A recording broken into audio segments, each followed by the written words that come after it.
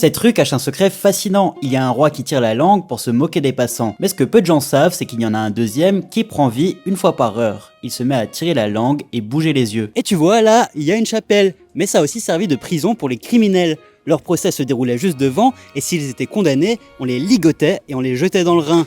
S'ils arrivaient à survivre, leur peine était transformée en bannissement de la cité. Et regarde, j'ai une énigme pour toi. Tu vois ce bateau, il traverse le fleuve dans les deux sens. Pourtant, il n'a ni moteur ni rame. Mais alors, comment fait-il? À l'époque où il n'y avait pas de pont, il permettait de rejoindre l'autre rive moyennant quelques pièces. Et ce bateau, il se déplace dans les deux sens grâce à un gouvernail qui permet de choisir la direction et à un câble qui lui évite de dériver. Et sur la cathédrale de cette ville, on remarque ces barres en métal. Elles nous rappellent un drame, le plus grand séisme de l'histoire de l'Europe centrale en 1356 qui a anéanti cette ville. La cathédrale était complètement fissurée, il a donc fallu la consolider. Une autre anecdote intéressante sur cette cathédrale, c'est qu'on y trouve une statue de Saint Georges qui terrasse le dragon.